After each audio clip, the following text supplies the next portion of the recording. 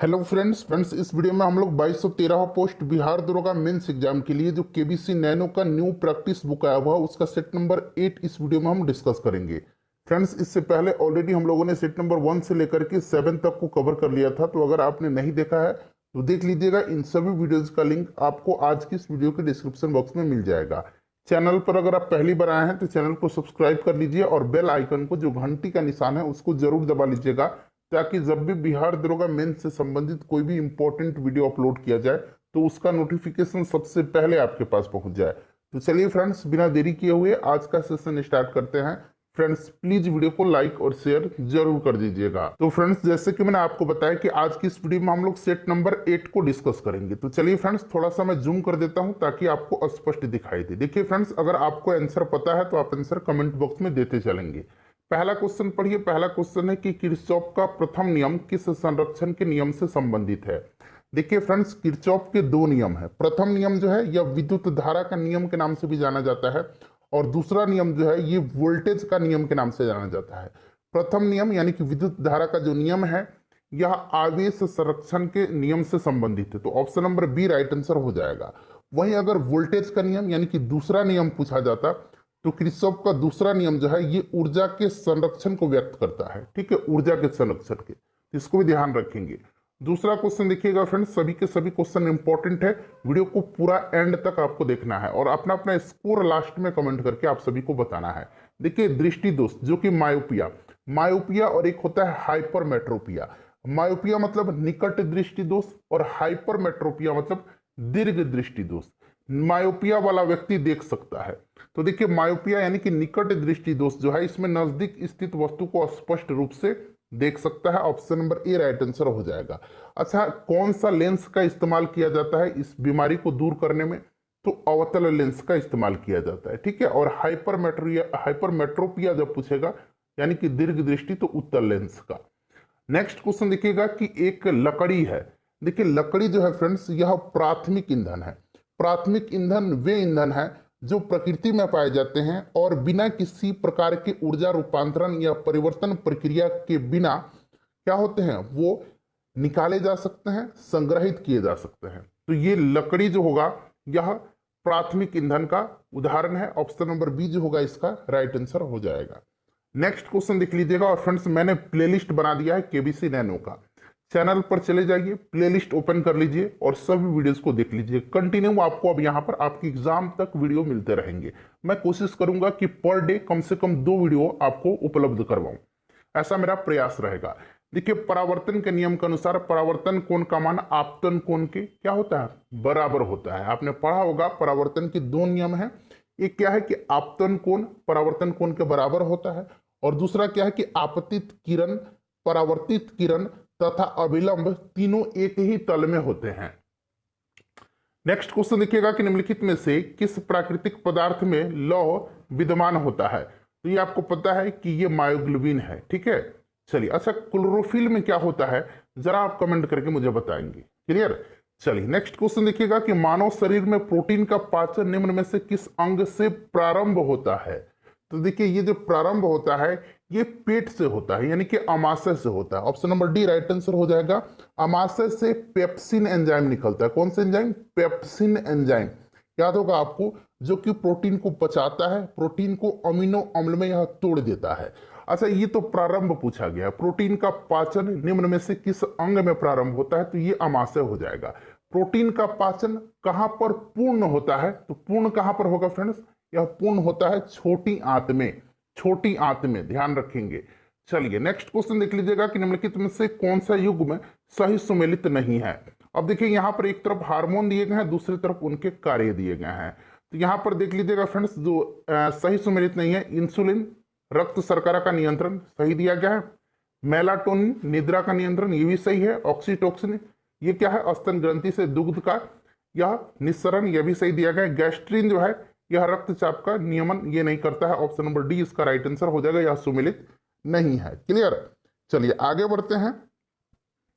Next question देखेंगे friends कि निम्नलिखित में से कौन सा कार्बनिक अम्ल अंगूर, इमली और केला में प्रचुर मात्रा में विद्यमान रहता है। तो आपको पता है कि इमली में टार्टरिक एसिड पाया जाता है, अंगूर में भी टार्टरिक एसिड पाया जाता है, तो ये टार्टरिक हो जाएगा। ठीक है, चलिए, नींबू और संतरा में सिट्रिक एसिड पाया जाता है, दूध में लैक्टिक एसिड पाया जाता है। चलिए, उसके बाद देखिएगा कि पित्ताशय में उपस्थित पत्थर निम्नलिखित में से किसका पाचन प्रभावित करता है? तो फ्रेंड्स, यह प्रभावित करता है वसा का पाचन। ठीक है, चलिए उसके बाद देखिएगा, देखिए जहां एक्सप्लेनेशन की आवश्यकता है, जहां मुझे लगेगा कि यहाँ कुछ आपको एक्स्ट्रा बताने की जरूरत है, वहां मैं निश्चित रूप से आपको बताऊंगा। देखिए क्वेश्चन नंबर 10 है कि निम्नलिखित में से कौन सा सही सुमेलित नहीं है। देखिए नहीं पूछा गया, एक तरफ प्रदूषक है, दूसरी तरफ उनसे होने वाली बीमारियां दी गई है। पारा मिनी मात्रा सही है, कैडमियम इटाई इटाई रोग होता है सही है, नाइट्रेट आयन से ब्लू बेबी सिंड्रोम होता है, ये भी सही दिया गया है। फ्लोराइड आयन से अपच नहीं होता है। देखिए फ्लोराइड आयन से क्या होता है, फ्लोराइड से फ्लोरोसिस नामक बीमारी होता है, और फ्लोराइड आयन से दांत खराब हो जाते हैं, यहां तक कि कैंसर भी होता है। तो ये ऑप्शन नंबर डी जो है सही सुमेलित नहीं है। मिर्च का जो तीखापन होता है, इसका तीक्ष्णता होता है, इसका कारण क्या है? तो ये होता है कैप्सेसिनिन की उपस्थिति के कारण, लाइकोपिन की उपस्थिति के कारण टमाटर का रंग जो है ये लाल होता है, याद रखेंगे। कैरोटीन की उपस्थिति के कारण गाजर का रंग होता है लाल, एंथोसाइनिन की उपस्थिति के कारण सेब का रंग लाल होता है। चलिए, चुकंदर में बिटानिन पाया जाता है। ठीक है, बिटानिन पाया जाता है चुकंदर में, ये भी आप ध्यान रखेंगे। मस्तिष्क जिम्मेदार है, तो यह सोचने के लिए, हृदय गति नियंत्रण के लिए और शरीर के संतुलन के लिए उत्तरदायी होता है। तो उपयुक्त तीनों सही आंसर हो जाएगा। उसके बाद देखिए, रोगियों के दांत देखने के लिए जो दंत चिकित्सक हैं वो किस दर्पण का उपयोग करते हैं? तो मैंने बताया था कि आंख, कान, नाक, दांत, गले, ये सभी के जो डॉक्टर हैं ये अवतल दर्पण का इस्तेमाल करते हैं। ठीक है, option number B right answer हो जाएगा। अवतल दर्पण का उपयोग गाड़ियों के हेडलाइट में किया जाता है। ठीक है, हेडलाइट में, साइड मिरर में उत्तल दर्पण का इस्तेमाल होता है, हेडलाइट में अवतल दर्पण का इस्तेमाल किया जाता है। ठीक है, चलिए, सोलर कुकर में भी इसका इस्तेमाल किया जाता है। वायु में ध्वनि तरंग होती है तो ये अनुदैर्घ्य तरंग होती है, और प्रकाश जो होता है यह अनुप्रस्थ तरंग होता है। ठीक है, प्रकाश किस प्रकार का है? तो अनुप्रस्थ है। नीला थोथा का रासायनिक रूप से क्या है? तो नीला थोथा जो है फ्रेंड्स, इसको एक और नाम से जाना जाता है, जैसे कि इसको नीला कसीस भी कहा जाता है। ठीक है, कसीस। ठीक है फ्रेंड्स, और देखिए ये नीला थोथा जो है यह क्या है? कॉपर सल्फेट है। इसका फॉर्मूला क्या होता है? CuSO4 इंटू 5H2O होता है, याद रखेंगे। और देखिए हरा कशिश, इसको फेरस सल्फेट कहा जाता है, इसका जो फॉर्मूला होता है ये FeSO4 इंटू 7H2O होता है, हरा कशिश। एक होता है सफेद कशिश जिसको कि जिंक सल्फेट कहा जाता है, ZnSO4 इंटू 7H2O। तो ये सब आप ध्यान रखेंगे, सभी इंपॉर्टेंट है। उसके बाद देखिए, धातु अपनी वास्तविक उपस्थिति में विद्यमान होती है, तो यह मुक्त स्थिति में, मुक्त स्थिति ऑप्शन नंबर सी हो जाएगा। निम्नलिखित में से कौन सा एक रासायनिक परिवर्तन का उदाहरण है? तो रासायनिक परिवर्तन आपको पता है, रासायनिक और भौतिक परिवर्तन। रासायनिक परिवर्तन का जो उदाहरण है वो आपका हो जाएगा कागज का जलना। ठीक है, चलिए, हाथी गुम्फा का जो अभिलेख है किस शासक के विषय में जानकारी का स्रोत है? देखिए जो हाथी गुम्फा अभिलेख है इसी में सर्वप्रथम भारतवर्ष का जिक्र किया गया है। ठीक है, और ये कलिंग नरेश खारवेल से संबंधित है, तो खारवेल ऑप्शन नंबर ए जो होगा राइट आंसर हो जाएगा। फ्रेंड्स प्लीज वीडियो को लाइक कर दीजिए, और सेशन जब समाप्त होगा तो इसे शेयर जरूर कीजिएगा। आपको अगर लगता है कि वीडियो आपके लिए उपयोगी है तो निश्चित रूप से फ्रेंड्स लाइक करें, बिल्कुल निःशुल्क में, निस्वार्थ भाव से आपके लिए मैं वीडियो बना रहा हूं। देखिए नेक्स्ट क्वेश्चन है कि मध्यकालीन भारत के ऐतिहासिक स्रोतों में चकला शब्द का प्रयोग हुआ है, यह संबंधित किससे था? यह पूछा गया है। तो देखिए फ्रेंड्स, यह संबंधित था सूबा और परगना के बीच की क्षेत्रीय इकाई था, लेकिन सरकार के समानार्थी यह नहीं था। ऑप्शन नंबर सी हो जाएगा। उसके बाद देखिएगा कि कालक्रम के अनुसार से व्यवस्थित करना है। अब ये देखिए, ये सभी मुगल बादशाह हैं। मोहम्मद शाह जो है इसको रंगीला बादशाह के नाम से जाना जाता था, जहांदार शाह को लंपट मूर्ख के नाम से जाना जाता था। मोहम्मद शाह का जो शासनकाल रहा था ये 1719 से लेकर के 1748 तक रहा था। उसके बाद देखिए जहांदार शाह का 1712 से, यहां मैं ऊपर लिखता हूं 1712 से लेकर के ये 1713 तक रहा था। आलमगीर द्वितीय, इसका जो कार्यकाल था ये 1754 से लेकर के कब रहा था? 1759 तक रहा था। और अहमद शाह जो था इसका 1748 से लेकर के 1748 से लेकर के 1754 तक रहा था। तो अब आप इसको व्यवस्थित कर दीजिएगा बिल्कुल कालक्रम के अनुसार से। तो यानी कि सबसे पहले आपका इसमें से क्या हो जाएगा? सबसे पहले बी हो जाएगा जहांदार शाह। ठीक है, उसके बाद कौन सा हो जाएगा? उसके बाद बी के बाद ए हो जाएगा मोहम्मद शाह। उसके बाद आपका डी हो जाएगा 1748 से 54, और उसके बाद हो जाएगा आपका सी। तो BADC राइट आंसर हो जाएगा, BADC। नेक्स्ट क्वेश्चन देख लीजिएगा कि निम्न विदेशी यात्रियों में से किसने जहांगीर के शासनकाल में भारत की यात्रा की थी? तो ये यात्री कौन था? फ्रांसिस्को पेलर्ट था। यहां मैं लिखता हूं, ये सुधार लेंगे, पल्सर पेलर्ट था ये। ठीक है, ये कहाँ का था? तो यह एक डच यात्री था। ठीक है फ्रेंड्स, यहाँ पर और भी जो विदेशी यात्री हैं यहाँ पर आप देख सकते हैं, ये सभी विदेशी यात्री जो हैं जहांगीर के समय ये भारत आए थे, इनको एक बार आप ध्यान रखेंगे। चलिए अगला क्वेश्चन देखेंगे। देखिए, स्वतंत्रता पूर्व भारत में निम्नलिखित में से किसने केंद्रीय विधानसभा में स्वराज दल का समर्थन किया था? तो ये MA जिन्ना ने किया था। ठीक है, मोहम्मद अली जिन्ना ने। उसके बाद देखिए, कृष्णदेव राय ने किस नगर की स्थापना की थी? तो कृष्णदेव राय ने किस नगर की स्थापना की थी? तो नागलपुर नामक नगर की स्थापना की थी, नागलापुर। ठीक है फ्रेंड्स, और देखिए कृष्णदेव राय जो थे यह किस वंश के थे? तो तुलुब वंश के सबसे प्रतापी शासक थे। Clear friends. देखिए फ्रेंड्स, इन्होंने तेलुगु में आमुक्त मलयाद और संस्कृत में जामवती कल्याणम नामक 2 ग्रंथ की रचना भी की है, ध्यान रखेंगे। उसके बाद देखिए, निम्नलिखित में से किसके विरोध में रविन्द्रनाथ टैगोर ने अपने नाइटहुड की उपाधि का परित्याग कर दिया था? तो ये जालियांवाला बाग हत्याकांड था, जो कि 13 अप्रैल 1919 को हुआ था। 13 अप्रैल डेट याद रखेंगे। और इस हत्याकांड के विरोध में महात्मा गांधी ने कैसरी हिंद की उपाधि, उसके बाद रविन्द्रनाथ टैगोर ने नाइटहुड की उपाधि और जमुनालाल बजाज ने राय बहादुर की उपाधि लौटा दी थी। लॉर्ड चेम्सफोर्ड उस समय कौन था? तो लॉर्ड चेम्सफोर्ड जो था वायसराय था उस समय। निम्नलिखित में से कौन सा युद्ध सही सुमेलित नहीं है? तो देखिए, इसमें से जो सही सुमेलित नहीं है, ये सभी के सभी युद्ध जो हैं ये बाबर के द्वारा लड़े गए हैं और सभी युद्ध में बाबर विजयी हुआ था। और ये चंदेरी का युद्ध जो है ये 1530 में नहीं, चंदेरी का युद्ध 1528 में हुआ था। किसके बीच में? तो यह बाबर और मेदनी राय के बीच में हुआ था। पानीपत का प्रथम युद्ध 1526 में बाबर और इब्राहिम लोदी के बीच में हुआ था। खानवा का युद्ध राणा सांगा और बाबर के बीच में 1527 में हुआ था। घाघरा का युद्ध 1529 में अफगान और बाबर के बीच में हुआ था। और सभी के सभी युद्ध में बाबर पराजित हुआ, विजयी हुआ था। उसके बाद निम्नलिखित में से कौन त्रिकोणात्मक संधि का हिस्सा नहीं था? त्रिपक्षीय संघर्ष आपने पढ़ा है।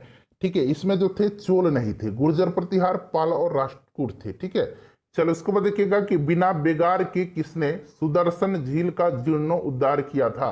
तो देखिए फ्रेंड्स, ये जो सुदर्शन झील है ये गुजरात में है, गिरनार में है। ठीक है, स्कंद गुप्त ने इसका पुनरुद्धार किया था।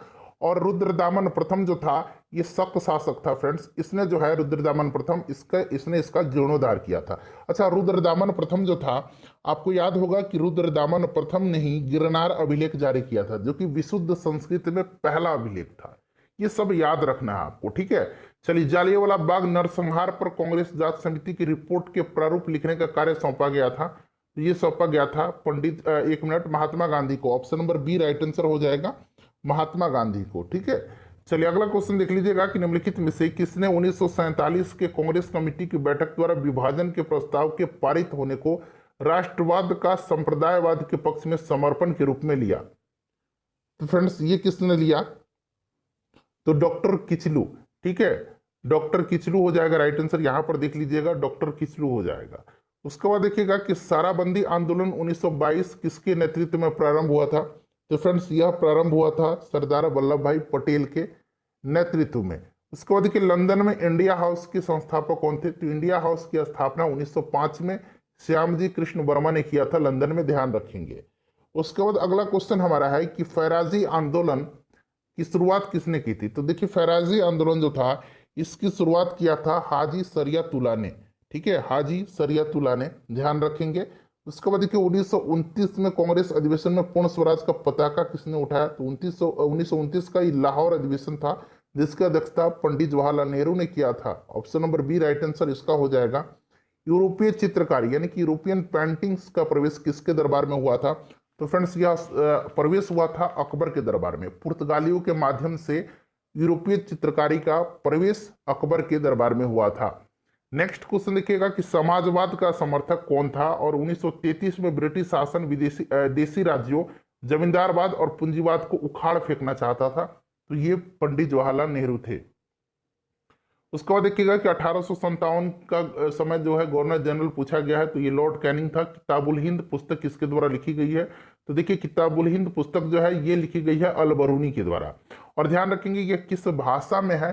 तो यह अरबी भाषा में लिखी गई थी। ठीक है, अरबी भाषा, भाषा पूछा जाता है, ये प्रश्न पूछा गया है। निम्नलिखित में से कौन सही सुमेलित नहीं है, देखिए नहीं पूछा गया, तो बाकी देख लीजिएगा सभी सुमेलित है इसमें से, लेकिन ये गिब्सन जो है ये ब्राजील में नहीं है, ये ऑस्ट्रेलिया में है, तो ये सुमेलित नहीं है।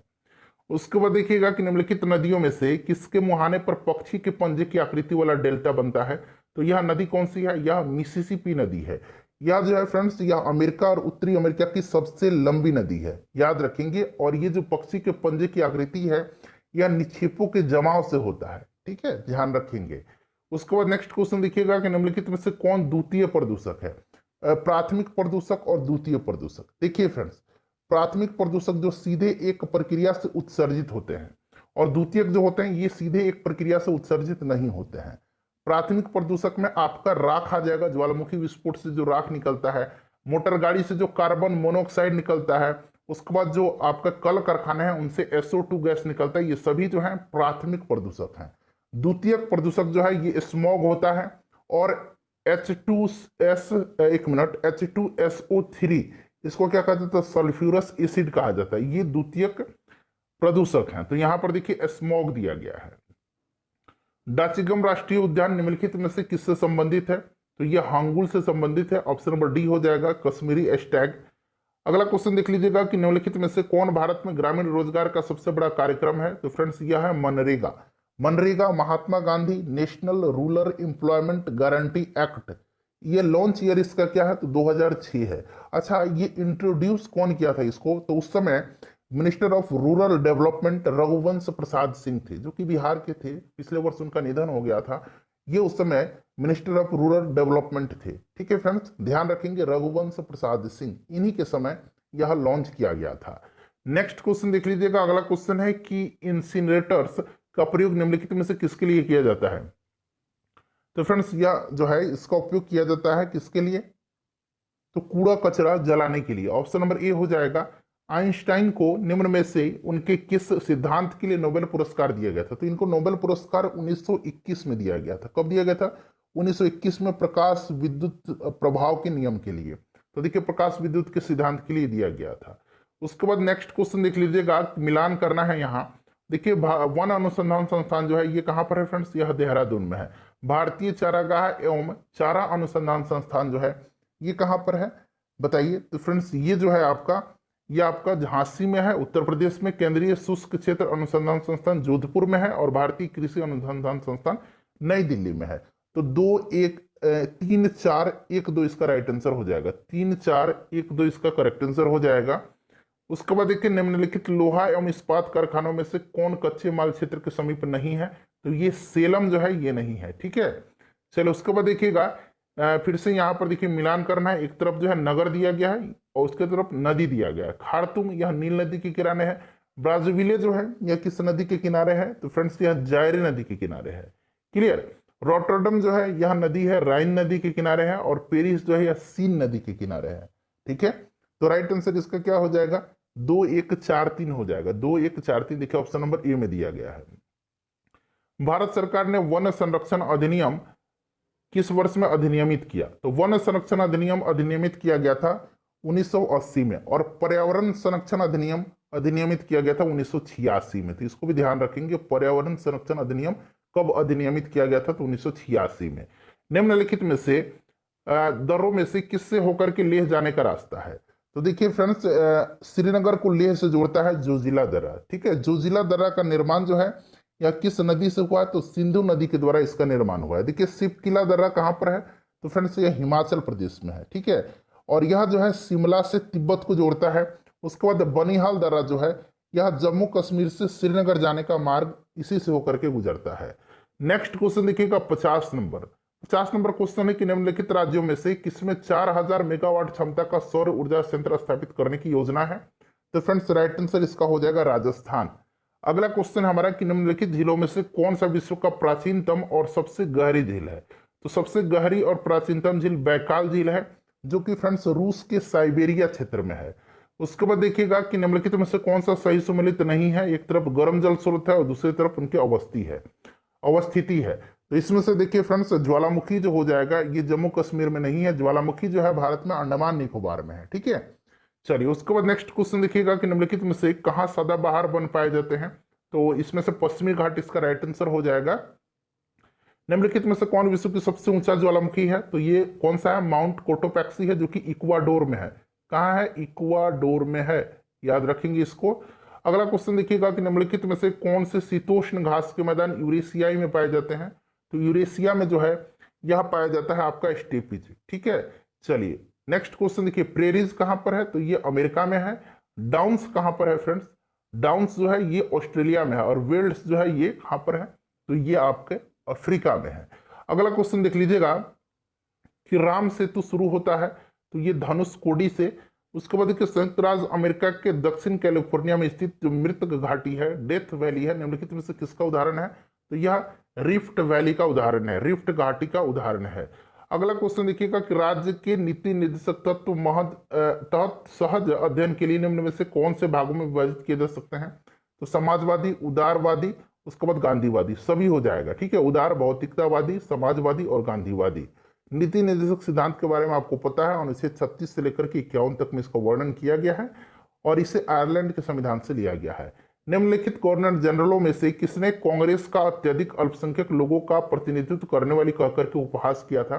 तो फ्रेंड्स ये लॉर्ड डफरिन था, और इसी के समय भारतीय राष्ट्रीय कांग्रेस का गठन भी किया गया था 1885 में। उसके बाद के राज्यसभा का सर्वप्रथम गठन 1952 में हुआ था, लोकसभा का भी 1952 में ही हुआ था। सरकारिया आयोग निम्नलिखित संबंधों में से किसकी समीक्षा हेतु स्थापित किया गया था। सरकारिया आयोग का गठन कब किया गया था। तो फ्रेंड्स ध्यान रखेंगे, इसका गठन 1983 में किया गया था। इसने अपना रिपोर्ट कब प्रस्तुत किया था, तो 1988 में किया था, केंद्र राज्य संबंध में, ठीक है। तो option number C right answer हो जाएगा। संविधान के निम्नलिखित अनुच्छेदों में से कौन ये उपबंधित करता है कि मत बराबर होने की दशा में लोकसभा के अध्यक्ष का मत निर्णायक होगा और वह उसका प्रयोग करेगा। जब मत बराबर हो जाता है तो निर्णायक मत देने का अधिकार होता है लोकसभा के अध्यक्ष को, और यह अनुच्छेद 100 में इसका चर्चा किया गया है। उसके बाद देखिए, भारतीय संविधान का अनुच्छेद 40 को सार्थक कदम हेतु परामर्श देता है। 40 जो है राज्य को सार्थक कदम, तो 40 जो है आपको पता है कि ग्राम पंचायत के संगठन से यह संबंधित है, ऑप्शन नंबर बी हो जाएगा। उसके बाद देखिएगा, भारतीय संसद की लोकलेखा समिति, पब्लिक अकाउंट्स कमेटी के अध्यक्ष को कौन मनोनीत करता है। तो लोकसभा का स्पीकर करता है, ठीक है। लोकलेखा समिति जो है इसमें टोटल 22 सदस्य होते हैं, और देखिए इसमें से क्या होता है, 15 सदस्य लोकसभा से होते हैं और 7 सदस्य राज्यसभा से होते हैं, ठीक है फ्रेंड्स। और जो विपक्ष का नेता होता है लोकसभा में, वही मेनली इसका अध्यक्ष होता है। निम्नलिखित में से किस वाद में भारतीय संविधान के मूलभूत ढांचे की अवधारणा प्रतिपादित की गई थी। तो सभी ऑप्शन को ध्यान से पढ़िए और उसका उत्तर बताइए। तो देखिए इसमें से कोई नहीं है। देखिए केशवानंद भारतीयवाद में सर्वोच्च न्यायालय ने मूल ढांचा का सिद्धांत, थ्योरी ऑफ बेसिक स्ट्रक्चर दिया तथा प्रस्तावना को संविधान का मूल ढांचा माना था। उपरोक्त में से कोई नहीं, इसका राइट आंसर हो जाएगा। अगला क्वेश्चन देख लीजिएगा, 66 नंबर की मंत्रिपरिषद सामूहिक रूप से किसके प्रति उत्तरदायी होता है। अच्छा, ये अनुच्छेद आप लिख करके बताएंगे किस अनुच्छेद में कहा गया है कि यह लोकसभा के प्रति उत्तरदायी होता है, ठीक है, बताइएगा जरा। उसके बाद देखिए, भारतीय संविधान के निम्नलिखित में से किस अनुच्छेद के अंतर्गत विधानसभा को विधान परिषद का सृजन करने का प्रस्ताव पास करने की इजाजत मिली है। तो यह अनुच्छेद कौन सा है फ्रेंड्स, 169 है। उसके बाद देखिए, भारतीय संविधान का कौन सा भाग संविधान की आत्मा कहलाता है। तो यह उद्देशिका, ठीक है, प्रस्तावना को संविधान की आत्मा कहा जाता है। डॉक्टर BR अम्बेडकर ने किसे जो है अनुच्छेद जो 32 है, संवैधानिक उपचारों का अधिकार, उसको संविधान की आत्मा कहा था। जब डॉक्टर BR अम्बेडकर लिखेगा तब आप ये वाला टिक लगाएंगे, लेकिन संविधान का आत्मा जो है उद्देशिका को कहा जाता है। अगला क्वेश्चन देखिएगा कि नियंत्रक और महालेखा परीक्षक की नियुक्ति राष्ट्रपति द्वारा की जाती है, अपने पद से उसे हटाया जा सकता है। तो फ्रेंड्स उसे हटाया जा सकता है संसद के दोनों सदनों के संबोधन पर। 6 वर्ष या 65 वर्ष की आयु जो भी यह पहले पूरा कर लेता है, अवकाश ग्रहण कर लेता है। नियंत्रक एवं महालेखा परीक्षक वर्तमान में कौन है, तो गिरीश चंद्र मुर्मू है। अगला क्वेश्चन देखिएगा कि प्रथम स्पीकर जिसके खिलाफ लोकसभा का अविश्वास प्रस्ताव लाया गया था लोकसभा में, प्रथम स्पीकर कौन थे लोकसभा के, तो GV मावलंकर थे। इन्हीं के खिलाफ जो है 1954 में लाया गया था अविश्वास प्रस्ताव। नेक्स्ट क्वेश्चन देखिए, केंद्र एवं राज्यों के मध्य शक्तियों के वितरण के लिए भारत का संविधान 3 अनुसूचियों को प्रस्तुत करता है। निम्न में से कौन 2 अनुच्छेद शक्तियों के वितरण को विनियमित करते हैं। तो देखिए यह जो है कौन सा आर्टिकल है, 245 है और 246 है। ऑप्शन नंबर डी इसका राइट आंसर हो जाएगा।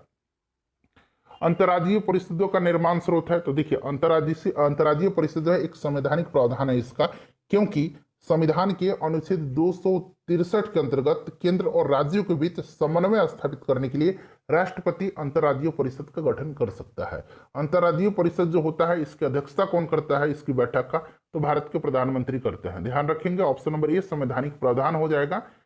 73 नंबर देख लीजिएगा कि सर्वोच्च न्यायालय का न्यायाधीश अपने पद से त्यागपत्र किसको लिख करके दे सकता है, तो आपको पता है कि भारत के राष्ट्रपति को। उसके बाद देखिए संविधान के किस अनुच्छेद के अंतर्गत लोकसभा में अनुसूचित जातियों के आरक्षण का प्रावधान किया गया है, तो अनुसूचित जातियों और अनुसूचित जनजातियों के लिए आरक्षण का प्रावधान अनुच्छेद 330 में है। उसके बाद देखिएगा कि उन मौलिक अधिकारों का चयन करें जो भारतीय नागरिकों को प्राप्त है परंतु गैर नागरिकों को नहीं है, तो गैर नागरिकों को भाषण एवं अभिव्यक्ति की स्वतंत्रता नहीं है और जीवन और स्वतंत्रता का संरक्षण जो है, एक मिनट, ये हो जाएगा भाषण और अभिव्यक्ति की स्वतंत्रता और ये हो जाएगा अल्पसंख्यकों का अधिकार। ठीक है, तो 1 और 3 इसका राइट आंसर हो जाएगा, 1 और 3 जो है इसका करेक्ट आंसर हो जाएगा। उसके बाद नेक्स्ट क्वेश्चन देख लीजिएगा, अशोक मेहता समिति ने निम्नलिखित में से सिफारिश की थी। अशोक मेहता समिति का गठन 1977 में किया गया था और इसने पंचायती राज द्विस्तरीय, ठीक है ध्यान रखेंगे द्विस्तरीय। अगला क्वेश्चन देख लीजिए कि किस संविधान संशोधन में समाजवादी, धर्मनिरपेक्षता और राष्ट्रीय एकता या अखंडता शब्द भारतीय संविधान में जोड़े गए थे, तो आपको पता है यह 42वां संविधान संशोधन है। इसको लघु संविधान यानी कि मिनी कॉन्स्टिट्यूशन भी कहा जाता है, लघु संविधान। ये 1976 में हुआ था, ध्यान रखेंगे। चलो उसके बाद देख लीजिएगा कि निम्नलिखित में से किसने अतिरिक्त मूल्य का सिद्धांत, थ्योरी ऑफ सरप्लस प्रतिपादित किया था, तो ये कार्ल मार्क्स ने किया था। उसके बाद देखिए अणुशक्ति विद्युत निगम लिमिटेड एक संयुक्त उपक्रम है भारतीय परमाणु ऊर्जा निगम और किसका, तो ये एनटीपीसी का। ऑप्शन में आगे देखिएगा एनटीपीसी लिखा मिलेगा, एनटीपीसी का। ठीक है, उसके बाद फ्रेंड्स देखिए लास्ट क्वेश्चन है हमारा 80 नंबर। इसके बाद 81 से लेकर के 100 तक में क्या है, मैथ रीजनिंग क्या है, पीडीएफ में वहां पर उपलब्ध करा दूंगा, टेलीग्राम से जुड़ जाइए, वहां पर सॉल्यूशन दिया गया है, वहां से आप सॉल्व कर लीजिएगा। निम्नलिखित युग्म में से कौन सा सही नहीं है, तो देखिए इसमें से ये जो दिया गया है SJSRY, इसका मतलब क्या होता है, इसका मतलब होता है स्वर्ण जयंती शहरी रोजगार योजना। यह जो है शहरी क्षेत्र से है, तो ये ग्रामीण रोजगार गलत दिया गया है, तो यही जो है सुमेलित नहीं है।